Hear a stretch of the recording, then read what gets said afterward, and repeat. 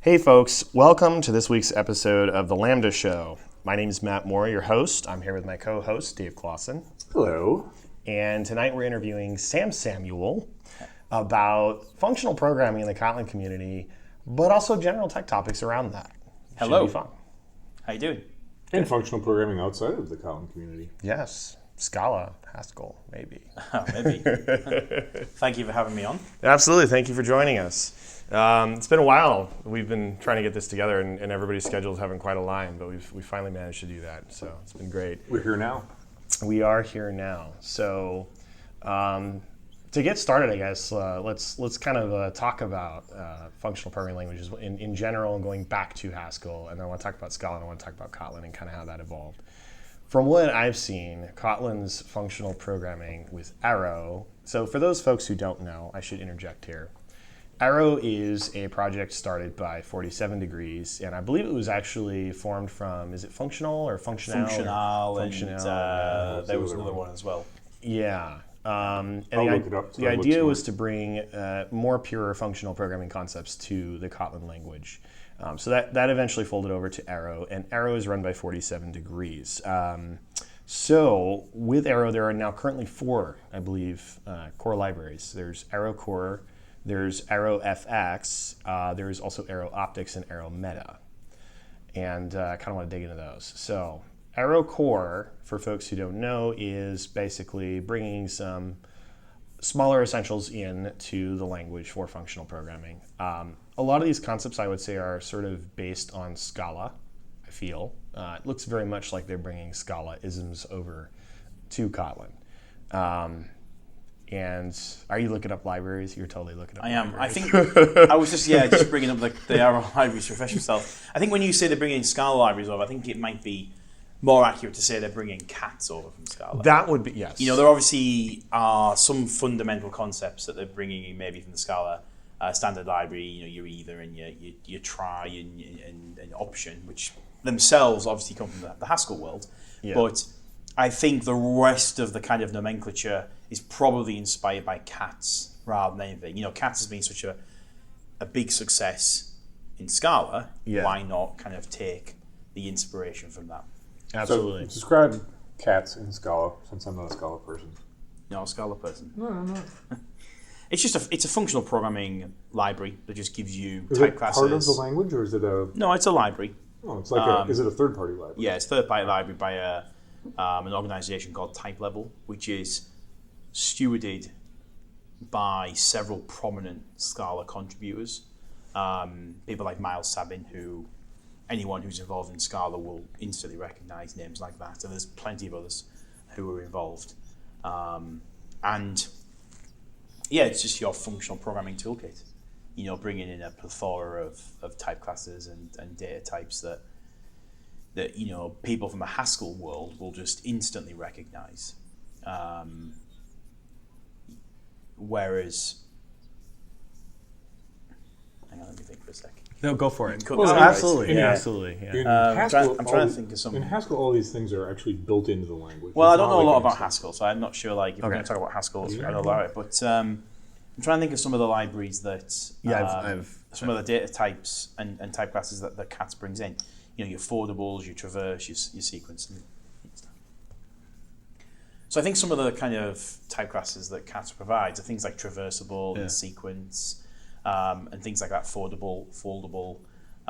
You know, your functor, your applicator functor, and all the kind of stuff that Haskell users will be very familiar with. I mean, I'm not much of a Haskell person myself, so I'm not the best person to comment, but if you're familiar with Scala, you know, you kind of get a flavor for those things by virtue of using Scala Z, or Scala Z if you're American. Or Zio. Is it Zio? Well, it's funny because I haven't actually experimented with Zio or Zio or whatever. Well, I was going to say on the nomenclature, like, so John DeGores is an American, right? So he obviously I imagine he calls it ZIO, but there's a prominent Scala guy called John Pretty who's from England, and he insists on it being called ZIO. And I'm going to go with John on this, right? So I always call it, in my head, I call it ZIO, which I think sounds a little bit cooler. This is funny because you're from Ohio. That's right, yeah. Very odd. Yeah. So no, totally. It is as I see it, like CATS, is bringing a lot of. I think what happened was Haskell came out, Right, and I forget how long Haskell's been out now. I worked with Haskell pretty extensively on a lot of side project stuff. I actually did one professional project with it in the past when I was working for a financial company at the time. And was like the only guy who actually wanted to work in it, but I was that crazy Haskell guy in the shop. But yeah, Haskell always had this like very strict, rigorous mathematical background. The idea was you could write provable programs. Now, there's some questions in there because I know there's been other languages out there. I'm trying to remember the name of some of them, but like OCaml. OCaml as well, but like there are languages out there that are like more provable than Haskell because there's still stuff that goes on in Haskell where, so in theory, you have the idea in Haskell of monads, which is great, and it works more strictly than any other language I've seen so far in that class. If we're talking about like those three, like Haskell, Scala, and Kotlin. Mm-hmm. But there are still some functions that live in Haskell that don't obey those rules. There's like a built-in read file function. There's actually a couple of them.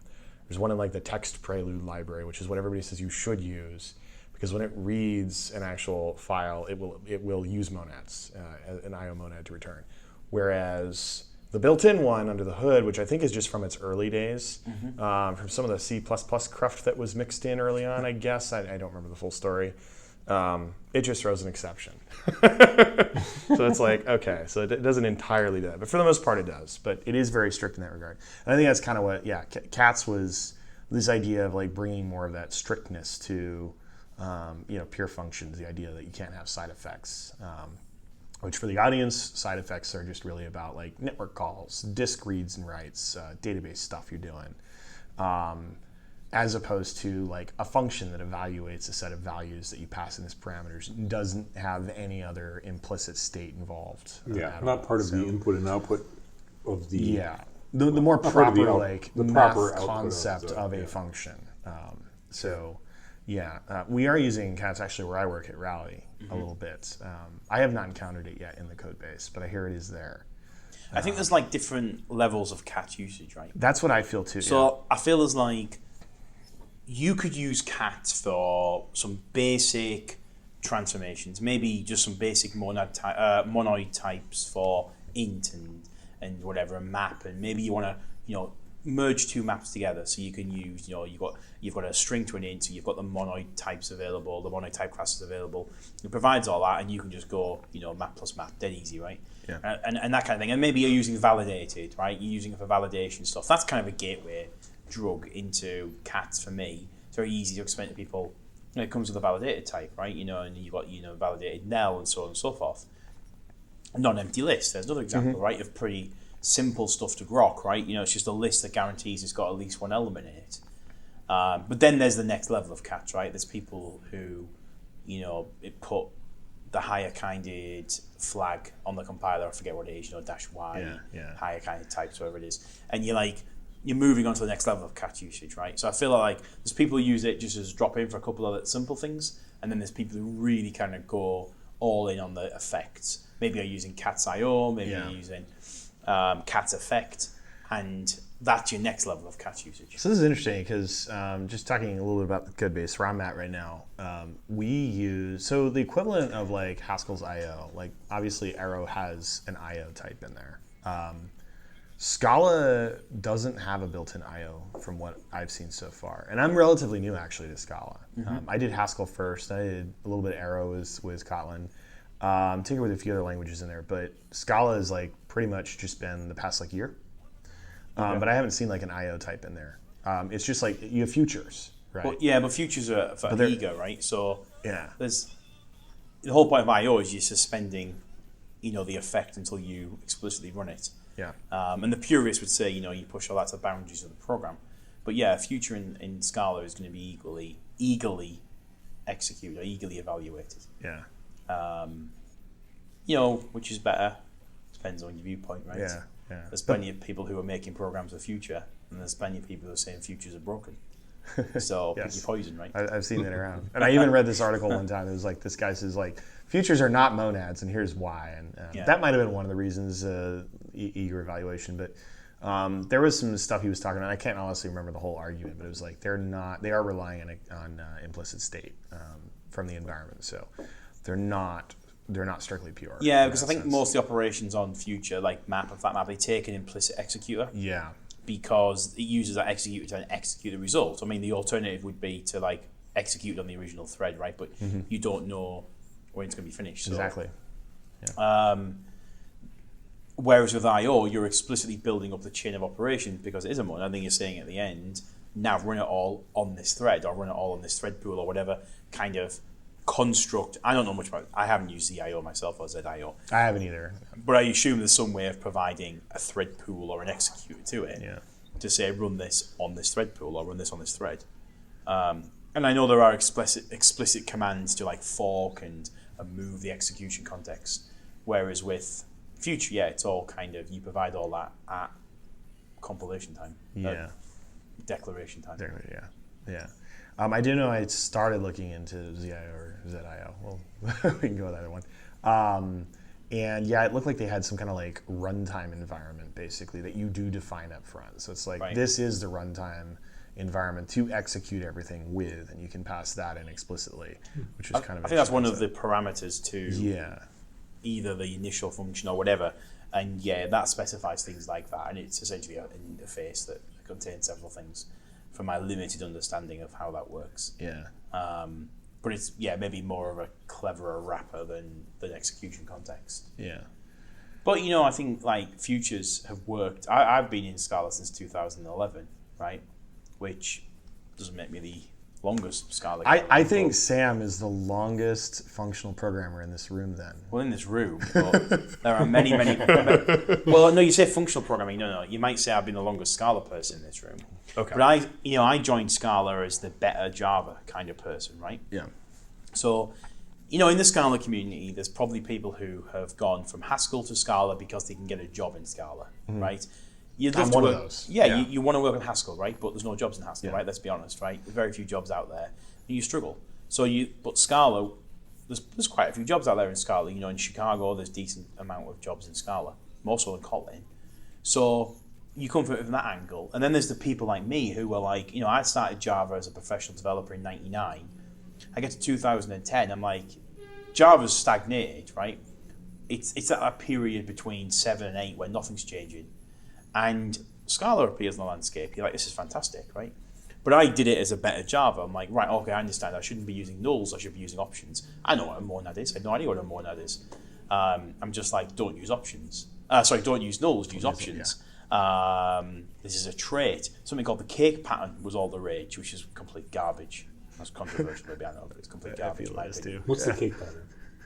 Where you stack traits. So in Scala, traits are like interfaces that can have implementations and variables. They're far more powerful than Kotlin, where an interface can't contain its own state. You can have obviously functions. You can have default implementations of those functions, and you can have vals that are backed by a get function. But you can't actually just have state built into an interface. Whereas in Scala you can, and that's the trait. But then what you do is you stack them all like layers of a cake. But some of my early jobs in Scala, like 2000, I'm thinking back to this job I did in Goldman Sachs, and they were kind of new to Scala. And I mean, in the grand scheme of things, I was fairly new to Scala as well, but I was kind of considered the Scala expert, quote marks, because I've been doing it for like 2 years rather than 2 weeks. And they were getting confused over why does this not compile? I'm like, you need to switch the order of your trait statements, because you can override. You have this thing called abstract override, and I don't even know if it's still a thing in 2.13, but you could essentially say, well, here's a trait, but you could write another trait that says I'm going to override what another trait does, and it got really hairy and it just became a complete mess. And I believe, maybe the listeners will contact you and tell you I'm full of shit, but I believe the pattern has been discredited. By the way, listeners, you are totally welcome to do that. Well, I'd like to know as well. But I believe that it's been discredited as a pattern. So I can't remember why I was talking about that. But I think you were talking about like how Scala was for you like a better Java. That's right. So you come in, you start off as a better Java, you do a bit of options, you start map, flat map, rather than less functional ways of doing things. And I kind of came into functional programming from that aspect. And I'm not a particularly smart developer, and I often struggle with a lot of the concepts. I read someone's papers, or I can read someone's Stack Overflow post. And actually, just tonight I was reading a post on something that's in the arrow library called a Yarunda function or something. I'd have to look this up. What is this? Okay. I'm pronouncing it wrong because I can't quite remember what it is. But let me just, I'd have to dig it out on my phone. It's in the Arrow free repo. Let me have a look. And anyway, I was like kind of reading about it, and I'm like, I have absolutely no idea what this is. Yoneda. Y-O-N-E-D-A. The Yoneda lemma? Yeah. Yeah. There you go. I've heard of this. Right, well, I was reading someone said, this is a really easy introduction to the Yoneda lemma by, John Hancock or whoever wrote it. And I was reading it thinking, I have no clue what this is about. Like, I'm sure this is useful, but I have no idea what it's about. Are you familiar with it? So I cannot explain it to you. I will say that how do you pronounce it? Yoneda lemma, I believe is how I'd heard it pronounced. So I had been introduced to this by this guy, what's his name? Bartosz Milewski. I think I'm pronouncing that correctly. I might not be. He started out as a mathematician originally. I think he was a physicist and a mathematician, and then he got into programming with Haskell. And he does this whole series on category theory, like from a math perspective, which I went through, and it was actually kind of interesting to go through. I can't explain like most of it to you now, but I feel like I understood bits and pieces of it fairly well then, after watching it about 10 times. But in there he talks about Yoneda lemma, and he's like, this is one of the best things out there, and you have to understand this. And he goes through, and to be frank with you, like, I do not to this day understand what it is. But it's like one of these like holy grails of like the category theory community, I believe, where it's like, oh, this is amazing. Once you get this, it will change your life. And I'm like, well, that's awesome if I could get that.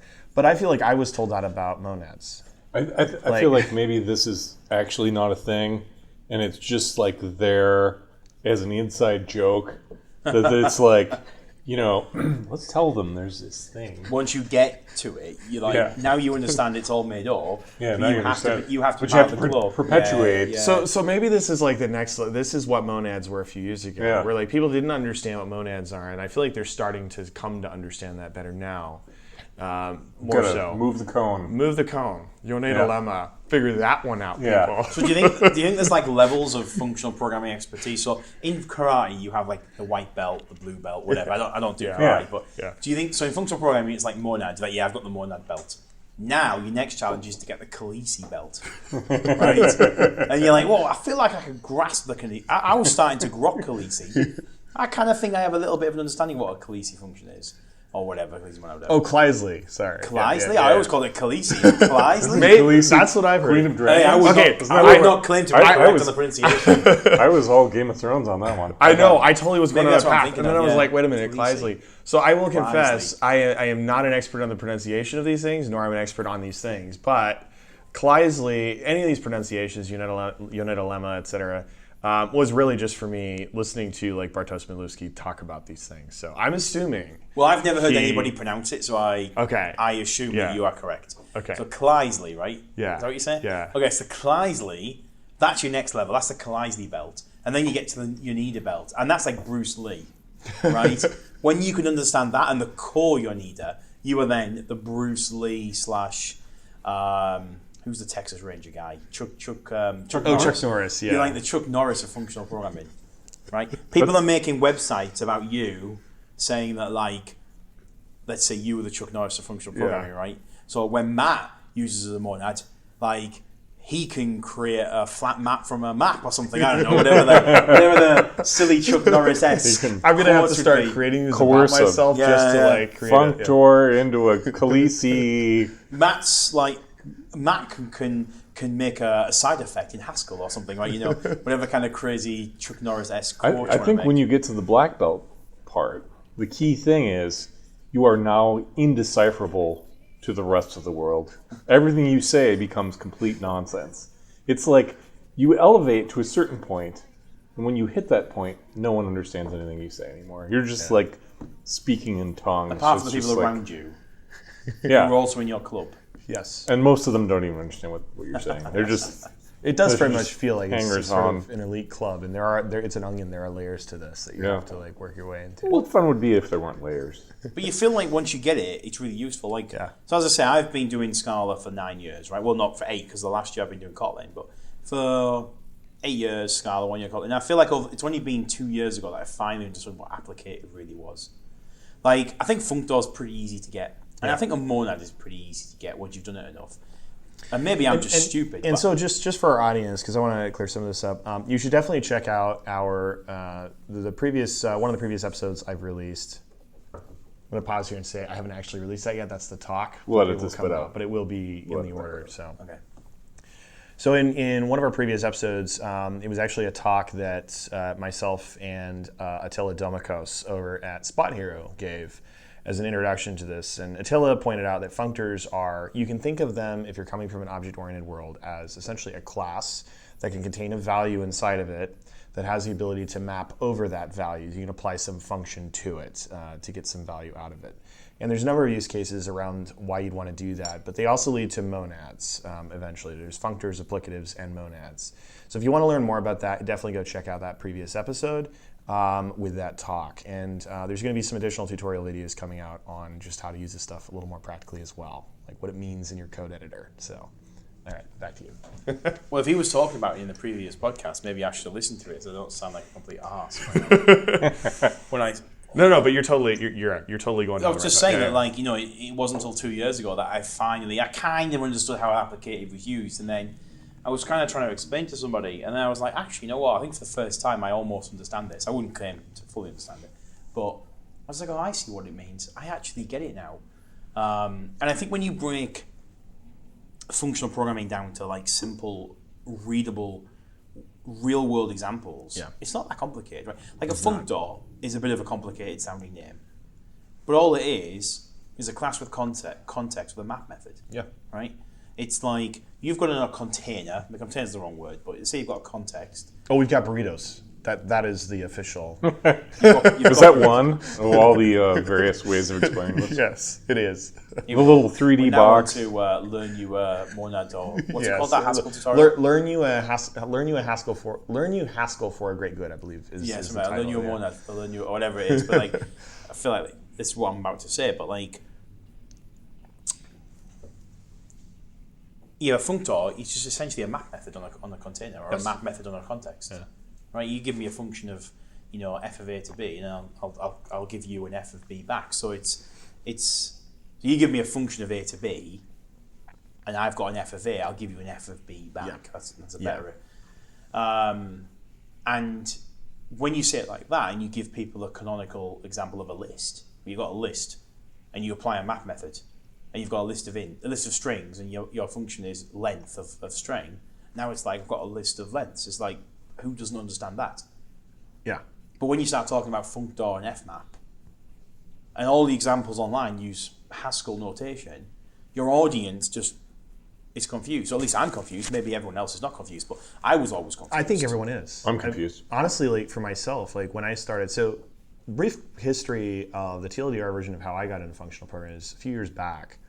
I had this friend of mine who I went to and I said, I've heard of this thing called functional programming, but I don't really understand what it is. Like, I've been using Ruby at the time, and I had used Perl before, which has map. So I was like, I understand map totally. I've been using this for years, but I was like, what is this functional stuff? And he's like, well, map is a functional programming paradigm. I'm like, okay, that's cool. So he says, go check out Clojure. I was like, all right, I'll go check out Clojure. I don't know much about Lisps. I know what they are. I've tinkered with them before, but I don't really know much. So I experimented with Clojure and liked it a lot. And I said, it's great, but it doesn't have types. And he's like, go check out Haskell. And the funny thing is, I don't think he actually knew much about Haskell at the time. But he's like, I've heard that is the language to go to. If you really want to do a deep dive into this, that is the language you should go to. And so I did. And I think I spent a year trying to really grok deeper down into Haskell. And it got a little crazy and insane. I think my beard actually got longer than this at one point, but... Well, for the listeners, you do have an awesome Haskell-esque beard. Okay, perfect. But I couldn't be a Haskell programmer. But the question is this comparable to C++? Like, how do I distinguish from the C++ guys? Well, I'm too young to know about C++ because I'm only 22. I just look a lot older, Dave, right? But he does look a lot older. Sam is a very intelligent 22-year-old. But as clean-shaven people, me and you, Dave, we could never, you and I, we could never be Haskell programmers. Never. We've hit our limit in the JVM. Yeah. We're just not cool enough. We're just not, no beard, no cool. Yeah. No beard, no kind of anything to do with hipster, we're out.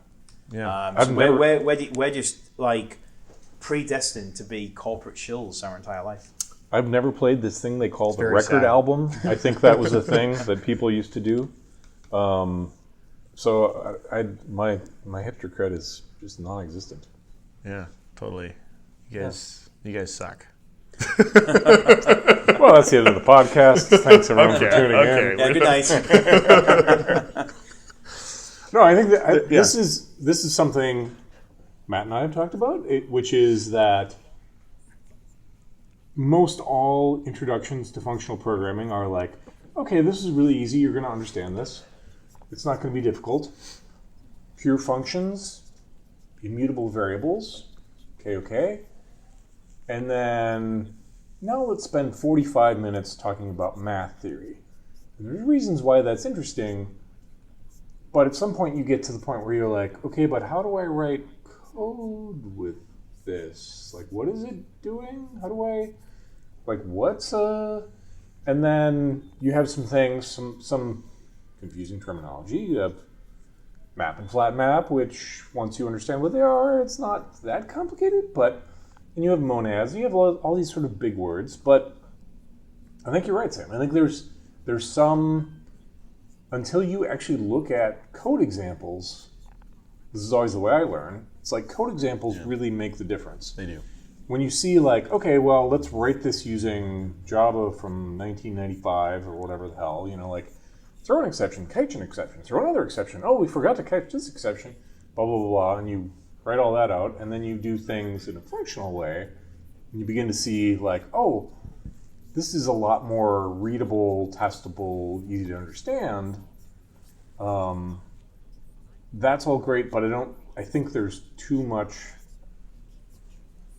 It's a little, in a lot of cases, it becomes a little too theoretical and too much focus on what exactly is a monad when it's like, maybe it would be more interesting to show 10 examples of why you use that. But 10 examples in a language that the reader may be familiar with. Like, as I say, I've been doing Scala for 10 years, but like I can look at a Haskell tutorial and still have no clue what it's about because I don't understand Haskell syntax. Mm-hmm. Yeah. So it might be the clearest, most simple Haskell example on the planet, but it's no use if you don't have that syntax background. Mm-hmm. Whereas if you put it in a Java background, I think everyone's done a bit of Java.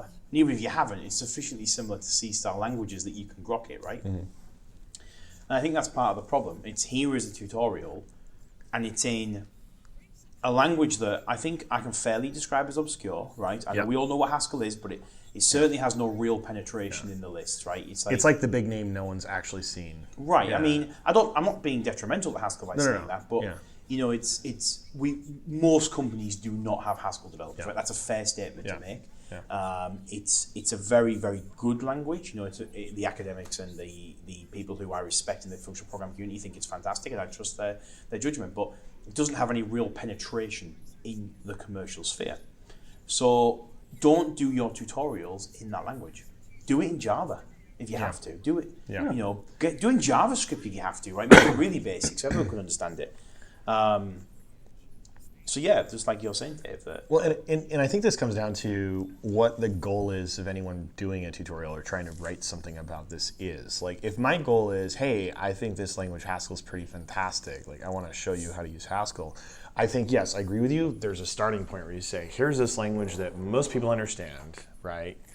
Reasonably, right? And so let's write that in that language, and then I'll show you the equivalent. So you do have to get people used to that syntax difference. Like, but that's different. That is a Haskell tutorial. Correct. Or that is a why is Haskell better than Scala tutorial. Absolutely. Correct. You can't have a Scala tutorial that doesn't use Scala. It'd be ridiculous. Yes. Here's a Scala tutorial using C. What doesn't make any sense? Yes. But you're talking like these tutorials are a generic functional programming. Functional programming goes across languages. Correct.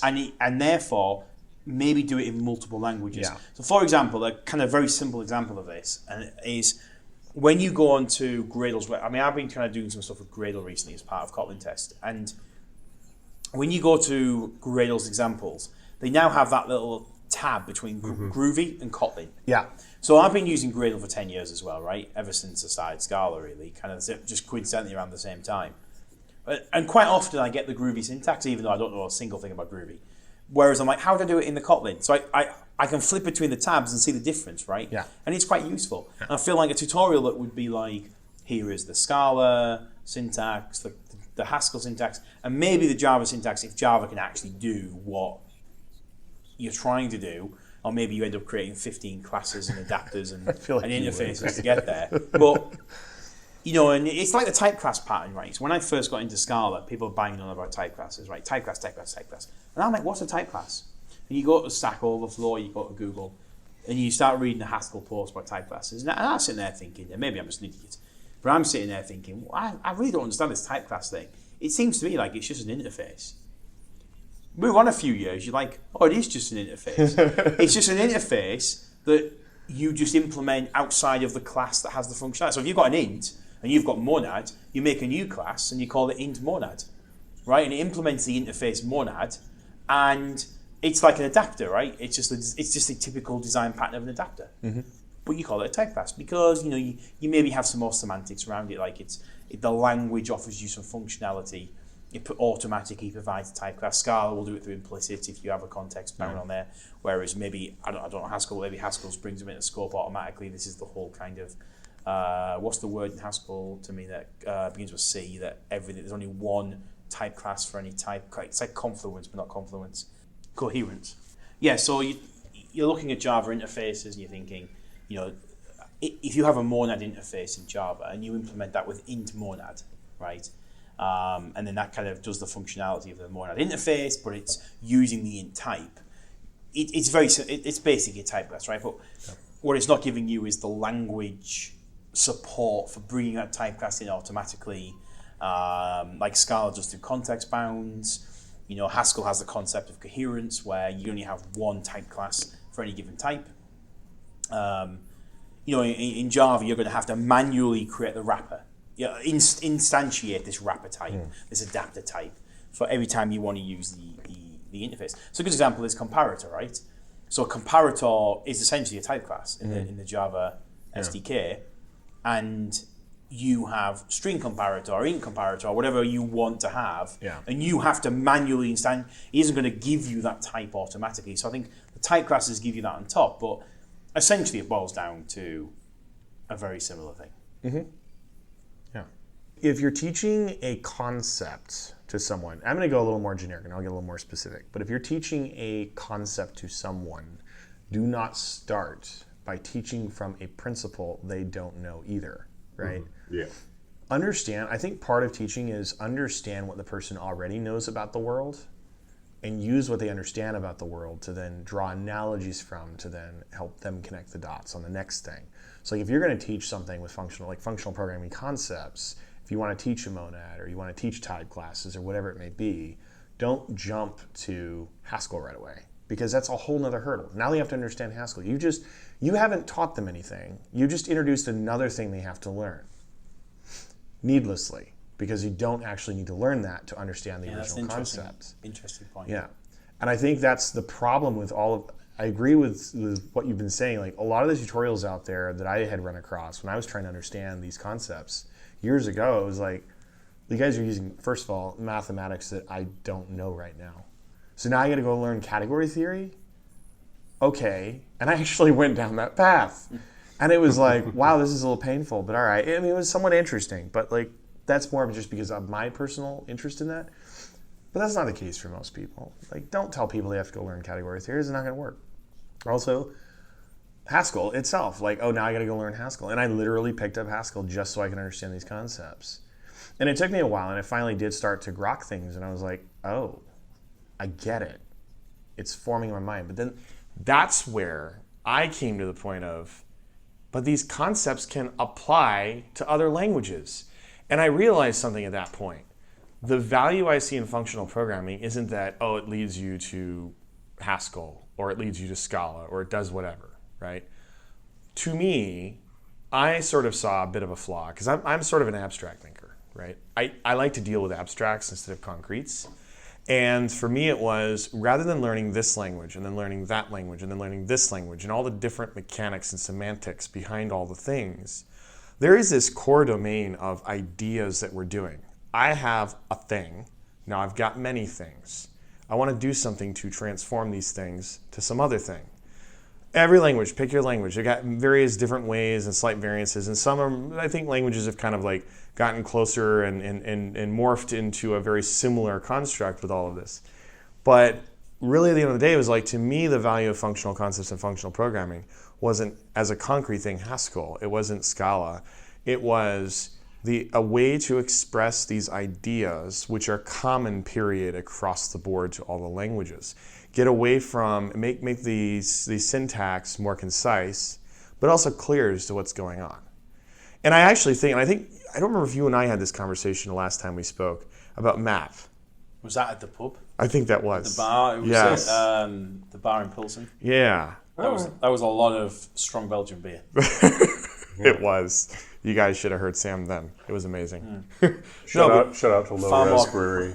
Yeah. And that pizza place. What did we get? What was the pizza we got? The pizza was amazing. No, the pizza was not amazing. I thought the pizza was amazing. There was 3 pizzas. Maybe I had too much off to drink. topic, but there was 3 pizzas. Right. The first one was like sausage and pepperoni, and that looked amazing. But there was like 8 slices, and I was the 9th person. So I ended up getting a pizza that was utterly bizarre, and it was like... It was the pickle pizza. Yes, pickle pizza. I want to point out to the record that Matt paid for all of these pizzas. He did, and thank you very much. I did, and I feel like I wasted much. my money on 1/3 of that. But You all right. did definitely waste money on 1/3. Thank you very much for buying it. But to the listeners out there, if you are ever out with anybody and someone suggests getting yourself a pickle pizza, I mean, please do yourself a favor and say no. There's a reason this is not a thing. Yeah. But... to be fair to my listeners, I did not choose a pickle pizza on my own. I was instructed by the bartender there to do that. So, yeah, the bartender. So you were saying, though, yeah, these concepts there are common ways. Essentially, it's like if I have this idea in my head of a list of things I want to transform in some way, that's an idea I should be able to convey to you very easily, and I should be able to convey to a computer very easily. It's not magic. It's like it doesn't require the magic of Haskell to do this. It doesn't require the magic of Scala. And so that to me was a value I was starting to see. What if we could have essentially a common language, an abstract common language that allows us to convey those concepts to each other? Parallel processing. Old days, I used to deal with C++ thread pools. It was a pain to build those things out. And it's like, hey, there are these new ways to do this stuff, like parmap_n or partraverse or whatever, right? There's ways to handle these things now that make it just that much more concise. Where it's like, hey, I got these things I need to do, and I want to do them at the same time. Like, go do them at the same time, and let me know when you're done doing all of them, and return back to me the results. I feel like part of it, I agree, but I also feel like part of it is that there have always been patterns that cut across languages, and if you're writing something in Python, or you're writing something in Ruby, or you're writing something in Groovy, or you're writing something in Java, I can go on. The pattern was, okay, I want to create a list of these new things, and so I'm going to instantiate that list, and then I'm going to iterate through all of the items in this other list, and then as I'm iterating through, I'm going to add these things into the new list until I'm done, which is a pattern that exists, that has always existed, and there's slight syntactic differences, but it's like this thing that's always been boilerplate code that's never been formed into something better. And I think functional is basically taking a lot of these sort of patterns that already exist and getting rid of a lot of the crappy boilerplate code and making it like, okay, I'm just going to transform this thing into something else. Or I'm going to handle errors in a certain way that makes sense so I don't have to think about it.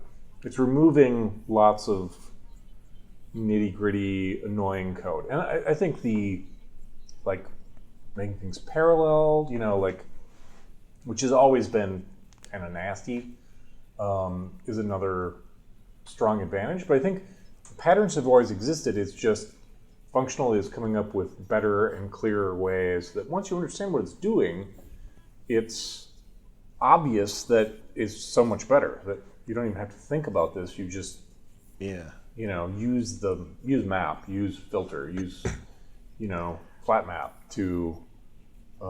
I've been trying to think about what you're talking about with patterns in general and trying to think of like a good, concise way to state Because when you start doing functional programming, I feel the need for a lot of these patterns just kind of disappears that you would learn for I want to say classic OOP. Functional programming has actually been around for a while, but in a more practical sense more recently. But and I'm wondering if what I could sort of generally describe as the difference, and I'm getting a bit negative here with how I'm applying this description, but if you look at patterns in the sort of OOP world versus FP world, I feel like patterns all basically boil down to a way to manage state in this sort of jumbled mess of sort of time-dependent line-by-line run of how OOP tends to work.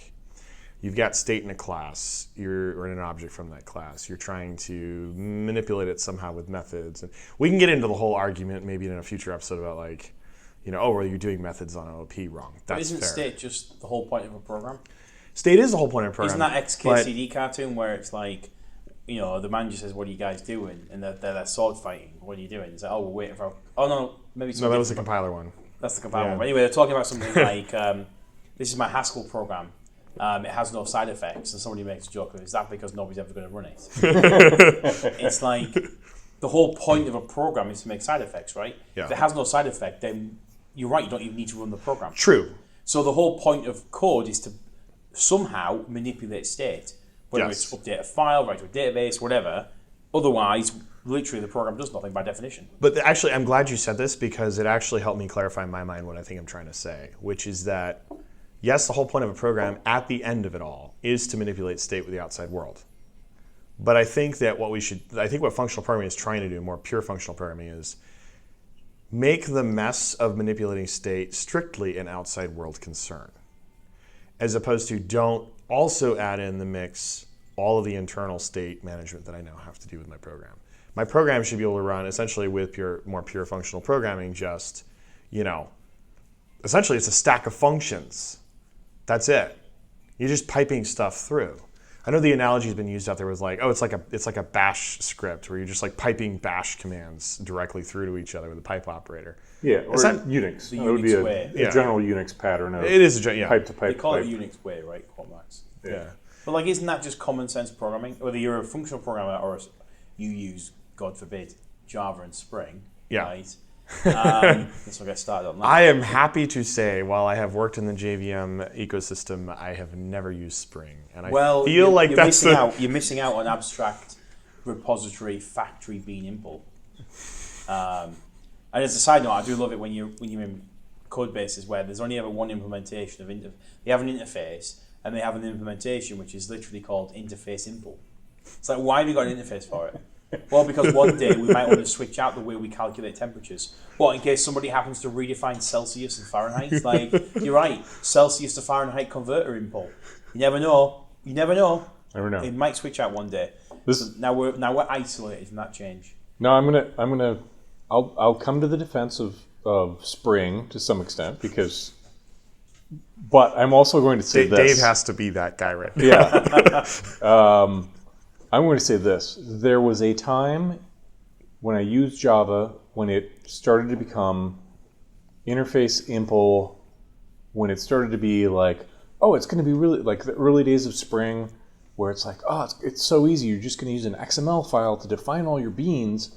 You're going to wire up all your beans and put them all together, and it's going to be great. And then when you start writing code, it was okay, in order to do something, you need to use the abstract factory to create an instance of the abstract factory in order to create an instance of the factory that then creates an instance of the thing that you're actually going to use. And it was what is happening to this language? Why is this becoming so bad? And that's why I believe Ruby became such a big deal, because Ruby was no, we're not doing any of that. There's not going to be any interface implementation. There's just going to be a pattern of the way of doing things, which is going to be, by convention, there's going to be a service, and it's going to be put in the, service directory. It's been a while since I've done Ruby and Rails, so forgive me while I butcher this, but it's all, convention over configuration, right? Which is a great idea, because convention over configuration is a massive improvement over configuration by XML. And then Spring was like, okay, well, all right, if we have to do something with that, we're going to move from XML to annotations, right? And along the way, a lot of that interface versus implementation, abstract crap fell away. And all the XML stuff fell away because everyone realized XML is ridiculous. And it became JSON, right? But so a lot of that is better, but there's still lingering. I'm trying to defend Spring here as best as I can. There's still lingering bits of annotation and magic behavior. That's what Spring is. Which is the problem with Spring, right? It's all annotation and magic. And like, I'll defend Spring briefly. The reason they used XML files originally was I did not come here to hear Spring defended. Yeah, right. It's not what people expect to listen to on this. We're both really trying hard to defend. Well, I'm trying. Originally, the XML files was because the JVM did not support annotations. Right. So they were forced down the XML route, right? As soon as annotations became a thing, I think it was Java 1.5, maybe 1.4, I think it was 1.5, when annotations were added, they rapidly moved over to the annotation-based. And my problem with Spring is just the magic of, let's just annotate this class, annotate that class. You have no real clue what's going on. So you annotate a class with that cached, you can't see what it's doing. You know it's got that cache, so you can imagine it's cached in some way. But without understanding the semantics of what it does already, you can't just click in your IDE. You can't just go into the annotation and view the code. Because if you look at the code on the annotation, all you're going to see is the definition of the annotation. You're not going to see what Spring is applying to that method based on the annotation. So you have to understand or know where to look. In functional programming, it's just a function. The equivalent would be wrapping your call in a with cached function or something, right? Yeah. Or cached function, or whatever you want to call it, memorized or whatever. And you can just click on the definition and go, oh, I see what it's doing. It's executing the function and putting it in a concurrent hash map. Yeah. You can immediately see. With Spring Magic, you have no idea what's going on unless you are already an experienced developer with Spring. Right. Now, on the plus side, Spring is hugely popular. It's very robust. It's very well used and tested. And they're all big things, and you can build things pretty quickly. Yeah. You want a Redis client? Fine, at Redis Listener, whatever the annotation is. Today, I was talking to my colleagues we use Kafka a lot in our project. And he was nice. I was just playing with Spring Kafka at home to learn a little bit more about Kafka. Great. And he was using Spring and at Listener, and it makes a Kafka listener. You have to know what it's doing behind the scenes. What does it do to make us listener? How is it subscribing to the Kafka topics? What consumer group is it using? Blah, blah, blah. And sometimes by taking all that away from the user, you lull them into a false sense of security. All's fine when it works, but as soon as something goes wrong, you have no idea how it's working, and all you get is a load of proxy, runtime proxy exception stack traces, which amount to nothing. So Spring's great when it works, but as soon as you want to move outside the box, or you have an error, it rapidly falls down. And to me, the whole dependency injection thing with Spring, it made sense in Java where you've got to create a field, you've got to put it in the constructor, and then the constructor you've got to assign to a field, and then you've got to pass it to your next class. And if you've got 6 classes deep, you're just passing this instance all the way down. Your day's work was creating constructors. Right? Here's a 37-line PR. All I've done is change constructors. And then Spring was a massive time saver, absolutely. But in Kotlin or Scala, where it's just a matter of putting it in the class the primary constructor in the class definition, it doesn't matter. You don't have to assign to a field. It's already backed by a field automatically. And you can pass it down the stack fairly easily. So this is completely off topic, but at ShopRunner, I'm well known for being a Spring hater. Okay. I think it's great for Java. I think it definitely was a positive at the time, and I've spent a lot of time on Spring myself. But I think when you've moved towards a more functional programming paradigm, Spring's the first casualty. And a good example is, who uses it in Scala? Nobody. There will be some people, right? Yeah. But generally speaking, if you joined a project as a Scala developer, you went to a new company as a Scala developer, and they were using Spring, you'd be astonished. You would be, right? You'd be saying, I'm really surprised by this. Which I think shows that you don't really need it when the language is more powerful, more terse. But anyway. Yeah, this stuff sort of gets... It's an evolution, and the first thing that Spring introduced that made it worthwhile was dependency injection. That was like, oh man, that's great. We can, inject a different kind of bean for this thing. And inversion of control, you're no longer hard tied to having, your database backend be this one database backend. You can have one database backend that uses Oracle and another one that uses MySQL. Did anyone ever do this? No. But that was also useful for testing. And then, convention over configuration comes, and it's the next big thing because now you get rid of all the XML files.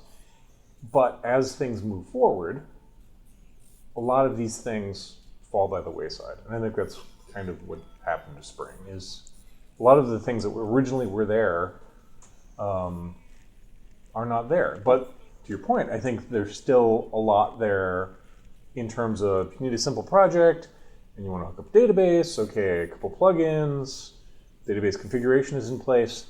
But I'm also with you in that, let's say you want to use 3 different MySQL databases. I've used Spring for years, and like configuring 3 instances of a database, I'm like, exactly do I do that? It's funny you bring that up because 1 is easy. Yeah. 2, like, how do I tell it to do? It's doable, certainly doable, but it's outside of the main pattern. Right. So it's funny you bring that up because I'd done Scala for so long, and I came here, and this was my Kotlin job, my first Kotlin production job, right? Mm-hmm. And the first, I joined this team, the team you're on, Dave, right? And the first task I had was to add in an extra database, right? Good luck. Exactly what you're talking about. And I was like, well, I haven't used Spring for 10 years, but I used to consider myself a quote mark Spring expert, right? Like, I've contributed to Spring, to a database, right? It's just copying and pasting a few lines of bean config. And I must have spent all day trying to figure this out. And at the end of it, I was like, I feel like I'm a junior developer. And I went back to the team lead, the wonderful Jeff.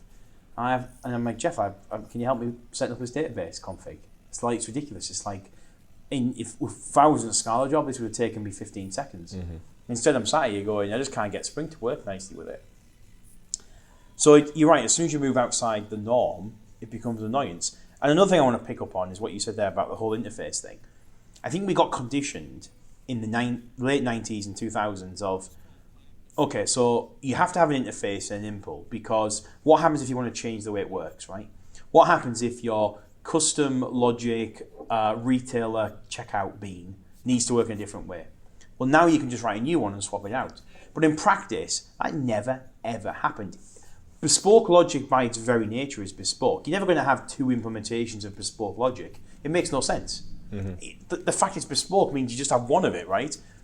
And then the only place it kind of works is when you have something exceedingly generic, like a list, right? I want to have an array list or a linked list, or maybe I want a map with a hash map and a concurrent hash map or whatever. But like outside of the kind of core JDK, SDK interfaces, in most people's programming, you never need it. Mm-hmm. So when you move into the Scala world, and one of the things that opened my eyes was in Scala lines, we don't create interfaces or traits or anything, really. Some things you do, of course, something that's kind of very, very high level. Maybe like some kind of security mechanism where you might have basic and LDAP and Kerberos. But most things, you're just like, here's my functions. Or here's my object in Scala that has functions, or here's my class that has functions. You don't create a trait called login service and then have an implementation called login service impl in Scala. It's just here's a login function. And if somebody says to you, product owner comes to you and says, look, I need to change the login logic. Fine, I'll change the login logic. I don't need a whole extra implementation of this. I can swap it out. It just didn't make any sense. And one of the greatest things that, and this isn't strictly functional programming, but one of the greatest things to me that Scala opened my eyes on was, now I don't need, these interfaces largely are pointless. No one in the history of the universe has ever swapped out a database. No one's ever gone, we're using Postgres, but I'll tell you what, lads, how about on Friday we just switch over to MySQL and we'll just swap it over, no one will know the difference. We'll just change the Hibernate driver, everything will be fine, right? Yeah. That's never happened, ever. No. No one's ever gone, here's our complete authentication system. Let's swap it out for different classes. It's never happened. You might want to swap a list out sometimes, maybe swap a map out, and that's where it kind of makes sense. Real high level, real abstractions. Yeah, I think I'm struggling to come up with a counterexample, but the one counterexample I can think of is like low-level JDBC, where there are JDBC drivers for different databases. Do they work identical? No, but they're close-ish. And that's a moderately good example of interface versus implementation, where there's a high-level interface. But this is not the level that we typically operate But at. that's kind of what I was saying. That like it's very low level. Or low level to high level. Like kind of what I was saying was something that's very wide reaching. A JDBC driver that's put, the interfaces in the JDK. The drivers are used by millions of businesses. Absolutely, interfaces have been great. JDBC is an excellent example of where interfaces make sense. But the point is, 99% of us in our day-to-day jobs are writing largely bespoke logic for our company.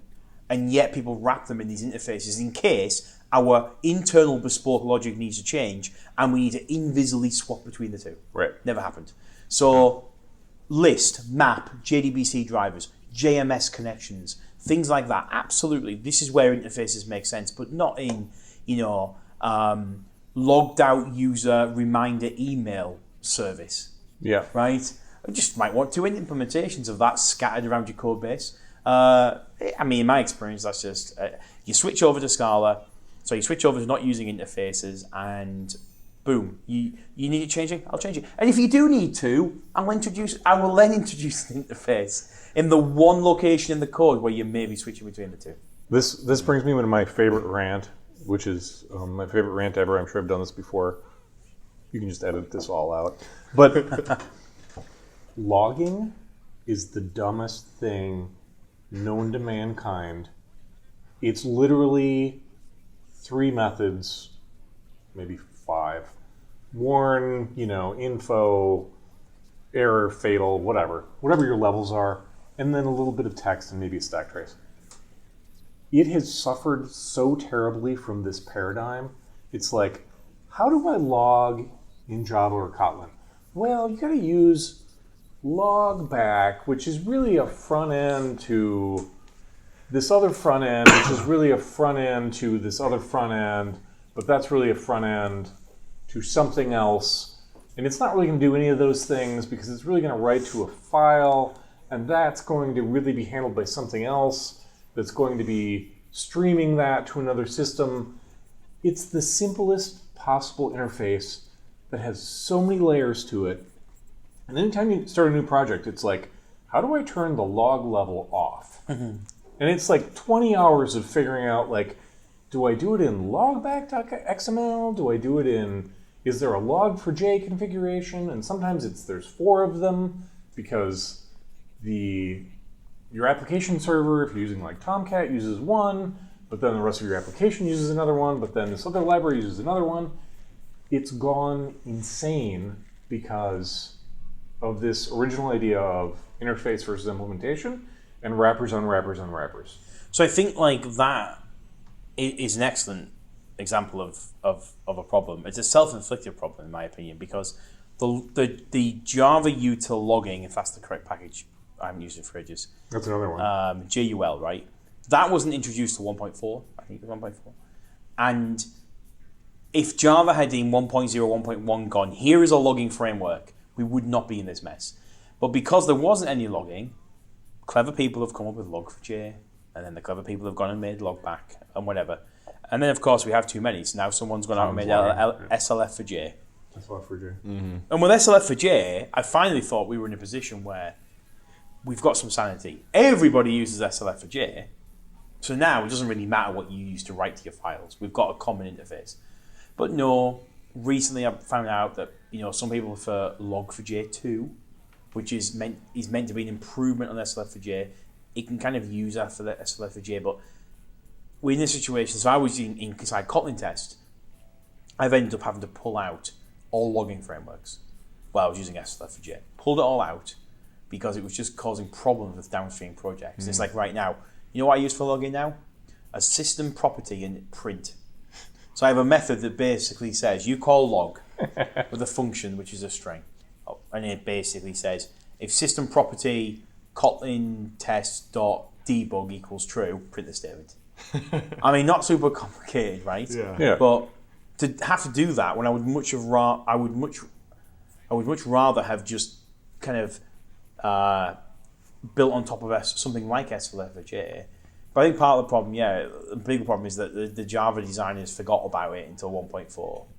By the way, I just want to say I just recently started picking up Kotlin Test, or it's now Cotest, or it's going to to be Cotest because of. Well, there you go. This is my chance for a big. Is this where I get to? Sam, you know when you get like Patrick Stewart on a talk show. Yeah, He comes to the talk show and it's like, "Hi Patrick, how you doing? You're looking very well. Dog's looking good. How's your wife doing? Great." But really, it all comes down to like, right, here's your 15 seconds to like plug your book or Star Trek Picard or whatever. Talk about his dog. Yeah, you have a little bit of like bullshit where you just chat kind of about. So this is the plug. Matthew McConaughey comes on. It's like, Matthew, you're looking gorgeous. So thank you very much. You've been working out. I have been working out. How's the wife? Lovely. 15 minutes of bullshit, and then it's so your new movie that's come out that nobody wants to see.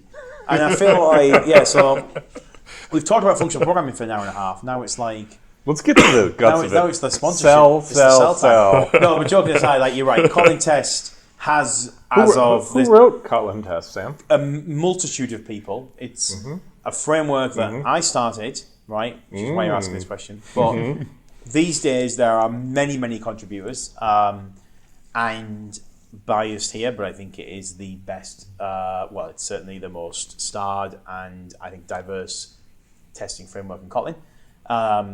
And yeah, we've recently just renamed it from Kotlin Test to Core Test. Some people have pointed out that I like the name Kotlin Test. And I do too. I maintain that so there's a Kotlin.test package by JetBrains. Yeah, I know. Right. Yeah. And they started that after I started Kotlin Test. So I've been joking around that they should have to rename their package, right? Is there a lawsuit pending? Yeah. Or is that in process still? That's in the works. Yeah, I saw your comment in the Slack. In the Chicago Kotlin Slack room. That's why I was just kind of joking. I was just joking that like people are, we're renaming Kotlin Test to Core Test, so there's no kind of confusion. But I was joking that the first commit on Kotlin Test was before the first commit on Kotlin.test, so maybe they should have to rename theirs. But they're JetBrains, they're on Kotlin, right? So we have renamed it just to avoid any potential confusion. I don't think there was a lot of confusion, but I just feel like why not, right? We've got. It coincides with a big release. We've just released a beta of 4.0 yesterday as of time of recording. And it's now multi-platform. So we got Java, nice. JavaScript. Yeah. All the assertions work on JavaScript, Java, and native, which is kind of cool. We'll continue to push the MPP angle as JetBrains build out the multi-platform support of Kotlin in 1.4. So as part of this big release, it kind of made sense to do the rename. And I was against it. When several people suggested it. Which part were you against? Renaming the project. Renaming, okay. Yeah, there were several people out there who suggested it. And, they were contributors to the project. A guy called Mike. You've got Leonardo, and several other people I only know their GitHub handles. I don't know their actual names. All contributors to the project. And I was like, I kind of like the name Kotlin Test and.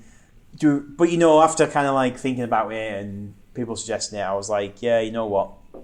It kind of makes sense to come up with a new name.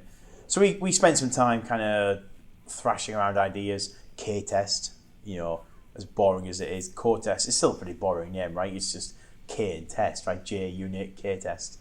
So a lot of it comes down to whether the domain's available and things like that. Yeah. So actually, just like want to give a shout out to a guy who had the GitHub handle Core Test, a guy called, I think, I'm probably going to butcher this pronunciation, right? Maybek Kadikov.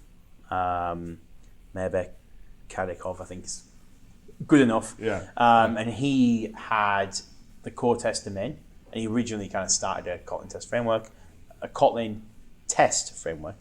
And yeah, I said, you haven't done anything on it for like 9 years. Do you mind handing over the GitHub repository organization? He was like, yeah, sure. So big thanks to him. That was really awesome of him. I know, and you know what, right? It's like, it makes no difference to him because he hadn't done anything on it for 9 years. Yeah. Clearly wasn't like anything he was using. But you're right, to actually do it, a lot of people would be like, nah, it's mine. Yeah. I got there first. Yeah. And or like, I want some insane amount of money for right. it. Yeah. And this guy was just, yeah, absolutely. Good luck with it. Helps the Kotlin community. So great. Well done to him for being very, very nice and just sorting us out on that. So, so Kotlin test is now core test. Awesome. Well, congratulations. Yeah. Doesn't make any difference to the actual software, though, right? It's just a new name. What's in a name? It's still as buggy as it ever was, Dave. You still got to be very kind of risk tolerant. I thought you told me you don't write bugs. I thought that was clearly stated. No, what you heard was, this is my stock joke of, any bugs in your code? No, I always compile with the flag -- no bugs. Who doesn't compile code? I wasn't aware of that tip. I'm going to start doing it. I was going to ask is, since I'm new to CoTest now, is like, what testing framework do you use to test CoTest? Core test itself. You use CoTest? Yeah. Okay. So we have a kind of somewhat convoluted build where we build core test and then use that build to test core test. Interesting. So I suppose in theory it's possible that core test could not run a single test and then everything would look like it worked. But you'd pick that up by the fact that build would take 3 seconds rather than 25 minutes. Yeah. But no, so we have a kind of... Does the core test call... Like, Sam, you really improved the performance on this. No, it's amazing. 3 second build time. So we have a kind of core test core package, which is like the framework itself. And then obviously a lot of stuff built to that. And then I have a whole package, set of modules, which are core test tests, which is where all the tests live. And in fact, that's a good question because one of the things contributors sometimes ask is, why the tests in this extra module? And I'm like, it's because you need to build the main project first, and it's just easier. Yeah. And similarly, the actual tests live under a different package because there's certain functionality that like strips out the io.core test. So when you have a stack trace, we strip out a lot of the unnecessary io.core test stuff to make it clearer for the user where their actual error is. Because the actual exception originates inside core test itself, right? And then it propagates out. You don't care. You want to see is the lines of code for your project. Yeah. So anything that begins with io.core test, we strip out of the stack trace. But if you're testing your tests inside io.core test and you've got a problem, it's like you end up with no stack trace. So it's like little tricks like that we do to help us when we're developing it. Interesting. Well, yeah, nice. Total shout out, and thanks again to, I forgot the name, for giving you that. Yeah, Mybek. So Mybek. Kadikov, so developer in San Francisco, I think. So yeah, thank you very much to that guy. Awesome, really generous of him. Props to him. Yeah.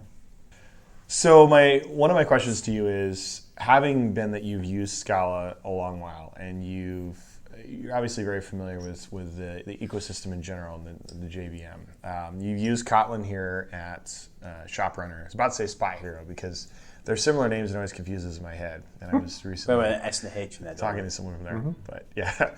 But my question to you is, like, given that you have used Arrow as well with Kotlin, like, what kind of things in your mind would you like to see Arrow adopt that you think Scala has gotten done pretty well, and vice versa? That's a really good question. Yeah. Like and I'm not saying it is, and for the record and disclaimer, I do not work for 47 Degrees, and I don't know their inside game plan. But as someone who works both in Scala as well as has done some work and I'm continuing some side projects in Kotlin with Arrow, I have little things that I look at and I'm like, okay, I see where they're going with this and I like it. But then there's other things about Scala that I just kind of wish were also there. And I feel like my impression of what they're doing is trying to make it a little more like that to some degree. But there are differences. Like we talked about before with futures and how that's handled in Scala. I don't have a strong preference here. I know Cats has their own idea of a future, and it's supposed to be better, but I haven't actually tinkered with that. I don't believe Arrow has futures as such, at least not that I've run across. But they do have IO Monad. They're coming out actually, so 0.10.4 I believe is the current version. That's right. They have IO. They've got effects that you can do some cool stuff with their comprehensions. There's also Either. And I know that they're looking at combining both of those together. It appears with an IOEA type, which I've looked at in 0.11. Just to keep things Yeah. incredibly confusing. And so actually this is an interesting point. This might get a little bit deep for some of our listeners in this episode, but there is this idea, and it actually originates in Haskell, that you have an IO monad. And for our listeners, an IO monad is essentially a way to run a function that can interact with the outside world, right? It can write to a file, it can read from a file, whatever the case is. And that is an action that can succeed or fail. An IO monad provides you with a way to like encapsulate what that context is. Did it succeed or did it fail? And here are the functions you should pass to it for both of those cases. It's kind of similar to JavaScript's, like, go do this thing, dot then do this thing, dot catch your error, or whatever it is. So you have IO monad that does that. And then you have this other concept of an either monad, which is comprised of, and for Kotliners out there, it's essentially an algebraic data type or a sealed class. It would be called an algebraic data type in Haskell, but it's a sealed class in Kotlin that is comprised of a left or a right value, where left represents the type that is an error, and it has some kind of error contexted value in it. And right would be the success with the successful value. And you can actually join these things together. And so the way they did this in Haskell is they created what are called monad transformers. And so you'd have like either T, for IO, and then you would run that. And essentially run stuff and then translate everything into, at the end, your left or right, and you can do which Cats also provides. Which Cats also provides, yes. And so Arrow does have this idea, does have monad transformers, but it seems like they've actually recommended, I was having a conversation with, I don't remember if it was Paco or Simon, I think it was Simon, it was like, actually in 0.11, you should really not use those, just use this IOEA. And so I started looking at it, and I was like, okay, this is kind of interesting. I think I ran into some issues, which I just haven't had time to resolve, but with using it with comprehensions, but with FX. But yeah, what would you say, like, what are things, because I don't know how I feel about like that change they're making. Or like essentially get away from the monad transformer idea and go to this other like combined monad concept, for lack of a better term. I don't know if they're calling this a more specific term or they have some word for it, but that's kind of how I think this is. Like, this is essentially replacing monad transformers. It's combining effects that you would have between two transformers. So I don't know. What are your thoughts on that? There's a lot of. That was a lot of stuff in there. There's a lot of things. Kind of a bit of a brain dump. But I guess I'll come back first to like, what would you like to see in terms of feature parity between like these two totally different languages, like Scala and Kotlin with Arrow. Okay, so I think. Okay, so this sounds like an interview question, right? You don't know where to start. There's lots of things to answer. So let me just throw some ideas out there. So I think first of all, Scala is a little bit. It is in a better position in the sense I've already decided, by the way, that I'm hiring Sam. Well, that sounds like unlike most interviews I've been to. What's the point of the interview question if you're going to hire him anyway? So I think that he can still kill it. Okay. Scala has an advantage in the fact the monads that we're familiar with, things like try, either, option, are built into the SDK that everybody has. They also have for comprehension syntax as part of the language, right? So they're in a much stronger position to say we're pushing this kind of paradigm as a common denominator. Whereas in Kotlin, the Arrow guys and girls who are doing this, they're having to fight against the Spring or developers, right? Fight in the nicest sense, right? It's just different styles. Yeah. So I think there isn't a Scala project out there that doesn't use options. Does anybody use nulls? Not really, right? You might find the odd thing that does, but by and large, most Scala projects have adopted monadic types as part of their API. They'll either return an option, they might return an either or valid or whatever monad you kind of want to use. And then obviously you've got the syntax. But with Kotlin, the Arrow people have to fight against the fact there's no built-in syntax. So they can do tricks. They kind of did the thing with the exclamation mark in 10. The whole replacement for bind or the right. It's an and they had alias, bind, and then they had the exclamation Yeah. mark, and then they're playing around with kind of using destructuring syntax to like pull out the errors. Yeah. They're using suspend now. I mean, I don't know much about 0.11, but I'm using 0.10, and you've got the suspend is like their replacement for fx, but obviously it means you can't use a suspend function from another library because you can only have one suspend context at a time, one continuation at a time. So the Kotlin project, the Arrow project suffers from the fact they can't be a first-class citizen as much as Scala can be. Does that even make any sense? Yeah. It's not a given that all these things are there, and Right. there's lots of decisions to be made, and some people may just decide not to use it. Correct. So like you, Dave, go out there and you write a new HTTP library, right? So you might go out there and write great HTTP. You may decide, I don't really care about ethers and try, so you're just going to return nulls and maybe throw exceptions, and that's fine, right? Whereas in Scala, like, no one's going to write a library that does that. Everyone's bought into the whole monad system. Yeah. So that's one difference. So I guess another thing is that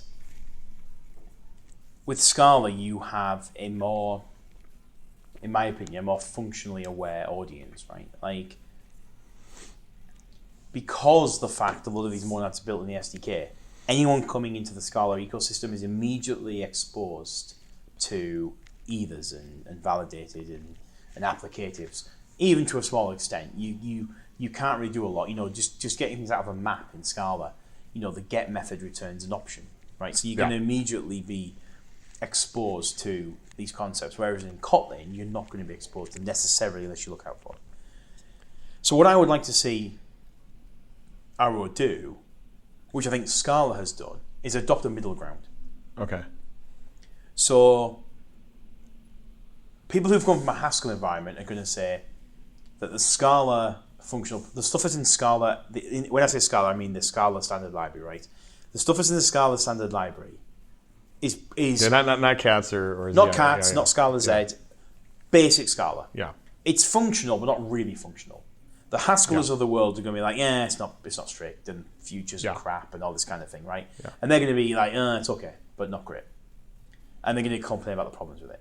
But it's still a start, right? Yeah. But the Scala, people coming to Scala are seeing this as like, that's their first step on the functional ladder. But in Kotlin, you have basic Kotlin, which is basically entirely OO, right? And then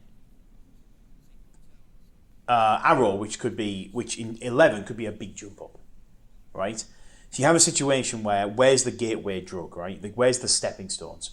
Like when I talked earlier about how I came into Scala as a Java developer, if I'd gone from Java to Haskell, I probably would have gone, I don't understand it all, and gone back to Java. Whereas I was able to step through Scala almost with Scala going on this journey. There was no cats or Scala Z when I got into Scala. Actually, take that back, Scala Z was around, but very, very kind of early days. So I think in Kotlin, we need to have that kind of path that Scala has. Maybe Scala has that by accident, right? Maybe that's just the way Scala developed. And maybe if Scala was to start from scratch today, future wouldn't exist and it would just be I/O, right? Yeah. It would just be effect or whatever type you want to provide in ZIO or cat effect. But by the fact you've got this kind of partially functional library, it gives people an easy journey. I think that's what Kotlin needs. It needs the stepping stones of people to go, you know what, I've been using Spring for 10 years. I'm an OO programmer. The first thing I do is create a hierarchy of classes, right? Animal, dog, terrier, Scottish Highland Terrier, right? There's my little hierarchy, boom. And they try and get them into... I love how every example of this is always, as long as I've been around in this industry. Animals and dogs. Animals and dogs. First thing everyone comes up with, right? We need to come up with a new one like Starship and like Shuttlecraft or something. Yeah. So... But then I feel like if you're not a Trekkie, you wouldn't understand yeah, it. That's true. Or Harry Potter or something. Yeah. Like Wizard of Buggle, I don't know. I don't think about Harry Potter. So it'd be nice to have this kind of stepping stone. And I think things like FX, which we talked about, Arrow FX, you're going to have a hard time, in my opinion, taking a dyed-in-the-wool OO developer. Could be an excellent developer. and saying to them, right, from now on, everything's got to be wrapped in an FX block. Yeah. Anytime you do an effect, whether it be a log statement, writing to a file, talking to the database, now has to be in some kind of effect. Yeah. So in Kotlin, in Arrow, that's an FX block or a suspend block that Arrow uses. In Scala, we're trapping it in an IO monad or a ZIO monad, or using the task from Monix. And now you can kind of have those and have the building blocks. But saying it to somebody who's kind of starting on the functional journey, to me, is a very difficult sell. I think it's a difficult sell to people who've been doing functional for a while. I'm not entirely sold on it. So to say to somebody who's brand new like this, now everything has to be wrapped in IO. You need those building blocks. You need people to kind of move up as they feel free, in my opinion. So I guess to answer your question of what could Kotlin take from Scala, it would be to have the initial kind of simple things more accessible outside of a more complicated, of a more encompassing functional framework. Hopefully they then move up the ladder. Yeah. But if you're just telling people they've got to start at the bottom or jump to the attic, that's kind of a hard jump unless you're Spider-Man. Right? I'm not Spider-Man. I need a really shallow ladder. All right. Well, I think that concludes our episode tonight for the Lambda Shell. I want to thank again my co-host Dave for joining me, and I want to thank our guest Sam for joining us as well and having this Thank you, Sam. very interesting chat tonight. We'll have future episodes with you. Great. For sure. Yeah. Thank you for having me. We'll come back and grill you even more than we already have.